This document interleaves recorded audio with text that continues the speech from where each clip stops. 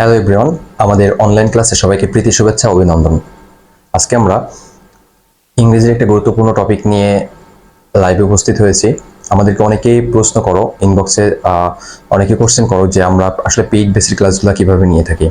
তো আমরা আসলে পেইড বেসিক ক্লাসগুলো ওইভাবে আপলোড করতে পারি না, কারণ ক্লাসের ডিউরেশন অনেক বেশি হওয়ার ক্ষেত্রে আমরা দেখা যায় পেইড ক্লাসের কিছু অংশ আমরা এটা শেয়ার করি। তো অনেকে আমাদের কাছে জানতে চেয়েছিল যে আমাদের পেইড বেসের ক্লাসগুলো আসলে কেমন হয়ে থাকে। তো তাদের জন্যই মেইনলি আমাদের ডেমো ক্লাসটা। সো আমরা পেইড বেসের ক্লাস এভাবে নিয়ে থাকি। তো আজকে আমরা তারই ধারাবাহিকতায় একটি টপিক নিয়ে আসছি, এইচএসসি ইংরেজি প্রশ্ন। এইচএসসি ঢাকা বোর্ড 2023 সালের একটা প্রশ্ন, রাইট ফর্মস অফ ভার্ব থেকে একটা টপিক আমরা এখানে উপস্থাপন করেছি। তো রাইট ফর্মস অফ ভার্বের ক্ষেত্রে আমরা যেভাবে সলভ করাই, আসলে রাইট ফর্মস অফ ভার্বের যে রুলসগুলো আছে, অনেক টাইমে দেখা যায় যে আমরা যদি রুলসগুলো পড়ার পরে যদি আমাদের আসলে রাইট ফর্মস অফ ভার্ব থেকে এইভাবে প্রশ্ন আসে, যে এটা একটা বোর্ড প্রশ্ন, ঢাকা বোর্ড 2023 সালের প্রশ্ন। তো রাইট ফর্মস অফ ভার্ব থেকে আমাদের যে প্রশ্নটা আসে, আমরা যদি রুলস মুখস্থ করি, অনেক স্টুডেন্টের ক্ষেত্রে দেখা যায় কি রুলস মুখস্থ করার পরে এমন প্যাসেজ আসলে সেই রুলসের সঠিক যে প্রয়োগটা করতে পারে না। অনেক স্টুডেন্টের রুলস মুখস্থ থাকে বাট প্রয়োগ করতে পারে না। সো আমরা এই জন্য রুলস মুখস্থ করাই না, আমরা যেভাবে তাদেরকে টেকনিকের মাধ্যমে শেখাই সেটা হচ্ছে আমরা প্যাসেজগুলোকে বিভিন্নভাবে আইডেন্টিফাই করি, সলভ করি, এটার মাধ্যমে রুলসগুলোকে আয়ত্তে নিয়ে আসা ট্রাই করি। সো আমরা কিভাবে সলভ করি রাইট ফর্মস অফ ভার্ব সেটা আমরা একটু দেখে নিই। যে আমাদের এখানে একটা প্রশ্ন দেওয়া আছে, দেখেন আমরা কিন্তু ক্লু খুঁজি এবং টেকনিকের মাধ্যমে সলভ করি। অনেক স্টুডেন্ট আছে যে ইংরেজিকে ভয় পায়, ইংরেজিকে ট্রান্সলেট করতে পারে না, বাংলা মিনিং করতে পারে না, দ্যাটস ওয়াই ইংরেজি থেকেও দূরে সরে নেয় নিজেকে। এবং অনেক স্টুডেন্ট আছে যে বাংলা অর্থ বের করতে না পারার কারণে তারা ওইটা সলভ করতে পারে না। সো আমরা আসলে বাংলা মিনিং করে অর্থ করতে হবে এভাবে শিখবো না, আমরা টেকনিকের মাধ্যমে শিখবো। একেবারেই যে বাংলা মিনিং না করলে সব সলভ হয়ে যাবে বিষয়টা এমনটাও না, কিছু কিছু ক্ষেত্রে বাংলা মিনিং করাটা অতি জরুরি। তো আমরা টেকনিকের মাধ্যমে যে মিনিং ছাড়া কিভাবে সলভ করা যায় এই অংশটা দেখবো। যে আমাদের রাইট ফর্মস অফ ভার্বের যেই টপিকটা এখানে দেওয়া আছে, যে বোর্ড প্রশ্নটা দেওয়া আছে, এই right forms of verb solve করার ক্ষেত্রে প্রথমে আমাদেরকে একটা বিষয় মনে রাখতে হবে, সেটা হচ্ছে right forms of verb solve করার আগে তুমি প্যাসেজটা পড়ে দেখবা। প্যাসেজটা পড়ে আমাদেরকে তিনটা জিনিস আইডেন্টিফাই করতে হবে। তিনটা জিনিস আমাদেরকে আইডেন্টিফাই করতে হবে। একটা হচ্ছে প্রেজেন্টে আমাদের এটা প্রেজেন্ট সেন্সে আছে কিনা, অর্থাৎ প্যাসেজটা প্রেজেন্ট সেন্সে কিনা। দ্বিতীয়ত হচ্ছে প্যাসেজটা পাস্ট সেন্সে কিনা। আর তৃতীয় যেটা, সেটা হলো মিক্স থাকতে পারে, অর্থাৎ প্রেজেন্ট, পাস্ট এবং ফিউচার একসাথে থাকতে পারে। সো আমরা আগে জাস্ট একটু কয়েক লাইন পড়ে দেখে নিব যে এটা প্রেজেন্ট সেন্সে কিনা। তুমি যদি প্রথম থেকে একটু খেয়াল করো, প্রথম থেকে যখন পড়বে student life is the best time for our self for future, কয়েকটা লাইন পড়ার পরে তুমি দেখবা যে এখানে আমাদের প্রেজেন্ট সেন্সে দেওয়া আছে। তো এখানে ইজ আছে, প্রেজেন্ট সেন্সের ভার্ব আছে। তো তুমি যখন দেখবা যে এটা প্রেজেন্ট সেন্সে দেওয়া আছে, এরপরে তোমার কাজটা শুরু। কিভাবে সলভ করবা ভাই? তুমি right forms of verb solve করার জন্য তুমি দেখো প্রথমটা আছে student life is the best time for prepare our self for future. এখানে আমাদের প্রিপেয়ার আছে। তো এই যে গ্যাপে যে ওয়ার্ডটা তুমি ইউজ করবা, এখানে ভার্বের সঠিক রূপ, রাইট ফর্মস অফ ভার্বে তোমাকে আলাদা করে ভার্ব চয়েস করতে হবে না, তারা ভার্ব দিয়ে দিবে, ভার্বের জাস্ট সঠিক রূপটা তোমাকে বসাতে হবে। তো এখানে প্রিপেয়ার আছে, প্রিপেয়ারের কোন রূপটা বসবে সেটা তোমাকে জাস্ট বসাতে হবে। তো এটার জন্য তোমার ক্লু কি? ক্লুটা দেখো ভাই, এখানে আমাদের ফর আছে, এখানে কি আছে?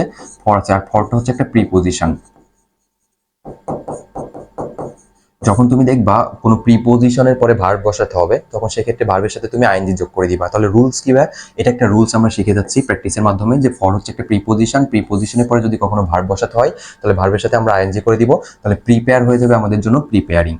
Our self for future, it is dash. তাহলে প্রথম সেন্টেন্সের কাজ আমাদের শেষ হয়ে গেছে। দ্বিতীয় সেন্টেন্সে যদি আমরা যাই, আমরা দেখব যে it is dash the seed time of life. তাহলে দ্বিতীয় ক্লজে আমাদের কাজটা কি হয়? দ্বিতীয় সেন্টেন্সের কাজটা হচ্ছে আমাদের কল আছে ভার্বে। তাহলে এটার ক্লু কি বা এটার টেকনিকটা কি? টেকনিকটা হচ্ছে তুমি সাবজেক্টের উপরে খেয়াল করবে। রাইট ফর্মস অফ ভার্বের ম্যাক্সিমাম গুলো আমরা জানি এটা সাবজেক্ট ভার্ব এগ্রিমেন্টের সাথে রিলেটেড। সো ইটটা হচ্ছে আমাদের এই বাক্যের সাবজেক্ট। এখন ইট কাকে রিপ্রেজেন্ট করতেছে?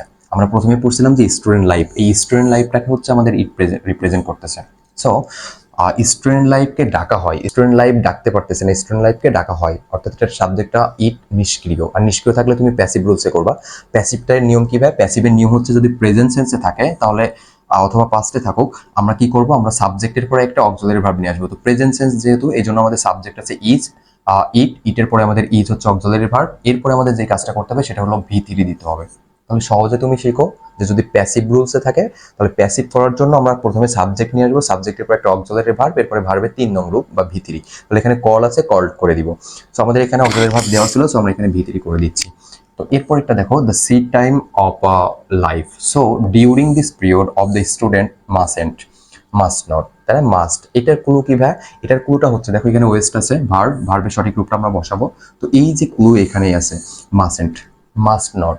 তো মাস্টটা কি? একটা মডেল অক্সিলারি। তুমি জানো can, could, shall, should, will, would, may, might, এগুলাকে বলা হয় মডেল অক্সিলারি। আর তুমি যখনই রাইট ফর্মস অফ ভার্বের ভিতরে দেখবা যে মডেল অক্সিলারি আছে, মডেল অক্সিলারির পরে তুমি সরাসরি ভি ওয়ান ব্যবহার করবা। কি ব্যবহার করবা ভাই?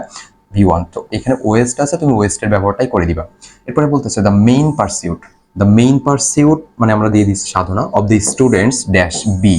যখন ব্র্যাকেটের ভিতরে বি থাকবে তখন তোমাকে কল্পনা করতে হবে পাঁচটা জিনিস। কয়টা জিনিস? পাঁচটা জিনিস। একটা হচ্ছে এম ইজার, এম ইজার প্রেজেন্সের জন্য, আর পাস্ট যদি থাকে তাহলে তুমি করবে ওয়াজ অথবা ওয়ার। ওয়ার। তো এটা আমরা প্রথমে পড়ে নিয়েছিলাম যে প্রেজেন্ট সেন্স, দ্যাটস আমরা এম ইজারকে রেখে দিব, ওয়াজ ওয়ারকে বাদ দিয়ে দিব।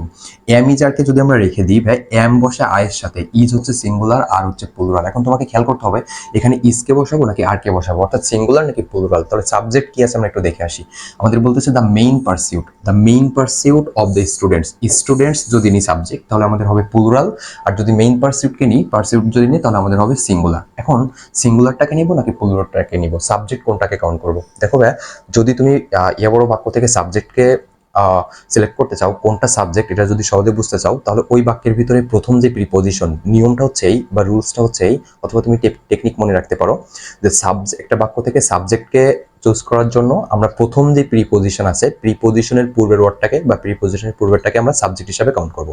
তাহলে প্রিপোজিশন খুঁজি, the main pursuit of the students. এই যে অফ হচ্ছে প্রিপোজিশন, অফের পূর্বে কি আছে? অফের পূর্বে পারসিউট আছে। তাহলে আমাদের পারসিউটটাকে সাবজেক্ট হিসাবে চুজ করতে হবে। তাহলে পারসিউট হচ্ছে দ্য মেইন পারসিউট, এটা আমাদের সিঙ্গুলার সাবজেক্ট, কারণ আমরা জানি নাম বোঝালে থার্ড পারসন সিঙ্গুলার নাম্বার হয়, দ্যাটস এটা সিঙ্গুলার সাবজেক্ট। যেহেতু সিঙ্গুলার সুতরাং আমরা এখানে ইজকে ব্যবহার করব। এরপরে বলতেছে they should prepare themselves for the life dash life. এখন এই যে লাইভ ভার্ব, এটার টেকনিক কি ভাই? টেকনিকটা আমরা কিন্তু বাংলা করতেছি না, বাংলা করে যে আমরা মিনিং করবো এমনটা করতেছি না, আমরা সবগুলো টেকনিকের মাধ্যমে সলভ করে আসতেছি।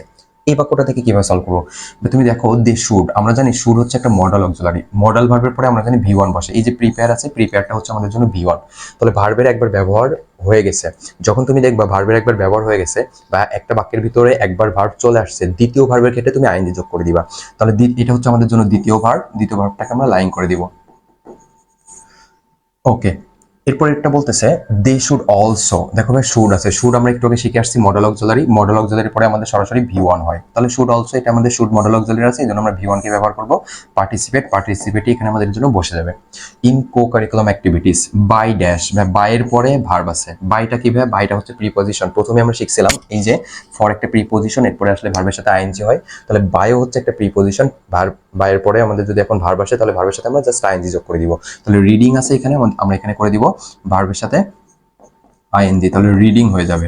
এরপরে newspaper, they will know what dash in the world. এখন দেখো ভাই একটু, এই বাক্যটা কিন্তু আমাদের শেষ হয়নি। বলতেছে বাই রিডিং নিউজ পেপার, এখান থেকে বাক্যটা শুরু হয়েছিল, এখনো পর্যন্ত শেষ হয়নি। দে উইল নো, এরপরে আমাদের ক্লজটা চলে আসছে, আরেকটা ক্লজ। তোমার বাক্য শেষ হয়নি। এখন তুমি বাক্যটা যদি একটু মিনিং করো যে by reading newspaper, newspaper পড়ার মাধ্যমে দে উইল নো, তারা জানবে, হট মানে কি হচ্ছে, তারা জানবে কি, যে তারা নিউজ পেপার পড়ার মাধ্যমে জানবে কি হচ্ছে ইন দ্য ওয়ার্ল্ড, পৃথিবীতে। এই যে কি হচ্ছে চলমান বোঝাচ্ছে, আর চলমান বোঝালে আমরা জানি প্রেজেন্ট কন্টিনিউয়াস, আর প্রেজেন্ট কন্টিনিউয়াস হলে কি হবে? একটা এম ইজার অর্থাৎ অক্সিলারি ভার্ব, এম অথবা ইজ অথবা আর প্লাস ভার্বের সাথে আইএনজি। সো এখানে হ্যাপেনিং আছে, আমরা দিব হোয়াট ইজ হ্যাপেনিং। এরপর একটা বলতেছে when the country face with a natural calamity they should dash. Okay, এখন আমরা প্রথম ক্লাসটা দেখি। হোয়েন দ্য কান্ট্রি ফেস করে উইথ আ ন্যাচারাল ক্লাইমেটি। এখন বলো তো ন্যাচারাল ক্লাইমেটি যেগুলো আছে, প্রাকৃতিক দুর্যোগ যেগুলো আছে, এগুলো কি কান্ট্রি ডেকে নিয়ে আসবে? না, এই ন্যাচারাল ক্লাইমেটিগুলো আমাদের অ্যাক্টিভিটিসের কারণে হবে। সো আমাদের এখানে দ্য কান্ট্রিটা আমাদের কিসে আছে বা প্যাসিভে করতে হবে, সাবজেক্টটা কি নিষ্ক্রিয়। সো প্যাসিভ যদি করি তাহলে আমরা করবো কি, একটা অক্সিলারি ভার্ব প্লাস ভি3 দিব। তো এই ফেসটাকে আমরা ফেসড করে দিব, একটা অক্সিলারি ভার্ব প্রেজেন্ট টেন্সের আমরা ইজ নিয়ে আসবো, যে the country is faced with a natural calamity they should. দেখো এরপরে আছে ভাই দে শুড, শুডটা কি আমরা একটু আগে দেখে আসছি, শুডটা হচ্ছে একটা মডেল ভার্ব, আর মডেল ভার্বের পরে আমরা কি ব্যবহার করি ভাই? মডেল ভার্বের পরে আমরা জানি ভি ওয়ান হয়। তো এখানে কাম আছে, কামকেই ভি ওয়ান আমরা এখানে বসে দিব। Forward with a view to, ভাই এখানে ক্লু কি? এখানের ক্লুটা হচ্ছে ভার্ব রিমুভ আছে। ক্লু কি? রিমুভের কোন ফর্মটা বসবে? তুমি যদি কখনো দেখো কিছু ফেজাল ওয়ার্ড আছে, with a view to, look forward to, be use to, get use to, would you mind, can not help, could not help, এগুলো যদি থাকে ফ্রেজাল ওয়ার্ড, তাহলে এখানে আমরা কি করব, এই ফ্রেজগুলোর পরে ভার্বের সাথে আইএনজি করে দিব। তাহলে with a view to, look forward to, be use to, get use to, can not help, could not help, would you mind, এগুলোর পরে কি হয়, ভার্বের সাথে আইএনজি যোগ হয়। সো রিমুভ হয়ে যাবে removing the suffering of the affected people even in normal time, সাধারণ সময়ে they dash engage themselves in acts of social service. এটা একটু অর্থ করতে হবে। দেখো ভাই, বলতেছে ইভেন ইন নর্মাল টাইম, সাধারণ সময়গুলোতে কি হয়, দে এঙ্গেজ যুক্ত করে দেমসেলফ নিজেদেরকে in acts of social service.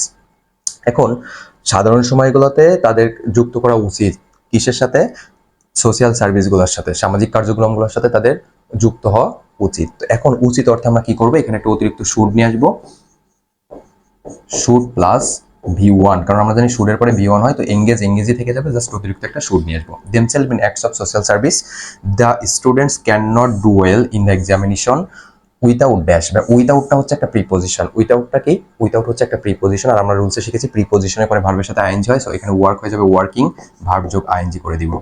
দেখো ভাই, আমরা কিন্তু বাংলা করতেছি না, আমরা যদি মিনিং করে করতে যাই তাহলে অনেকে দেখা যায় মিনিং করতে পারে না, এই জন্য ইংরেজি তাদের কাছে ভয় লাগে, সে সলভ করতে পারে না, এক কথা ইংরেজি থেকে সে দূরে সরে যায়। সো আমরা বাংলা মিনিং করা ছাড়া যে সহজে সলভ করা যায় রাইট ফর্মস অফ ভার্ব, সেই নিয়মটা আমরা একটু দেখতেছি। এরপরে বলতেছে ইট ইজ আ পিট, এটা দুঃখের বিষয়, দ্যাট যে মেনি স্টুডেন্টস, ছাত্রছাত্রীরা আর ট্রাইং টু, চেষ্টা করতেছে। এই যে টু, এখানে একটা রুলস তোমাকে মনে রাখতে হবে, আমরা একটু আগে শিখেছিলাম প্রিপোজিশনের পরে ভার্বের সাথে আইএনজি করতে হয়, বাট টু যদি একা থাকে তাহলে টু এর সাথে আমরা কি ব্যবহার করি, টু এর সাথে আমরা V1 ব্যবহার করি, এটার সাথে আইএনজি করবো না। টু যদিও প্রিপোজিশন, কিন্তু আমরা টু এর সাথে কি করব, টু এর সাথে V1 করব, ভার্বের 1 নং রূপ দিব। বাট যদি ফ্রেজাল ওয়ার্ডে থাকে, যেমন দেখেন উইথ এ ভিউ টু, এখানে কিন্তু টু আছে, টু একা নেই, টু যদি একা থাকে তাহলে V1, আর যদি ফ্রেজাল ওয়ার্ডের সাথে থাকে তাহলে আমরা আইএনজি করে দিয়েছিলাম, যেমন with a view to, look forward to, be use to, get use to, এগুলোর ক্ষেত্রে আইএনজি হবে। বাট টু একা বসার ক্ষেত্রে আমরা কি করবো, ভার্বের 1 নং রূপ দিব। সো সাকসিডই থেকে যাবে, in the shortest and easiest way. তাহলে দেখো আমরা ঢাকা বোর্ডে, এটা কিন্তু একটা বোর্ড প্রশ্ন, এই ঢাকা বোর্ডের প্রশ্নটা আমরা সহজে সলভ করে নিয়েছি বাংলা মিনিং করা ছাড়া, কিভাবে ক্লু খুঁজে এবং টেকনিকের মাধ্যমে সলভ করা যায়। আমরা মেইনলি পেইড বেসের ক্লাসগুলো এইভাবে নিয়ে থাকি এবং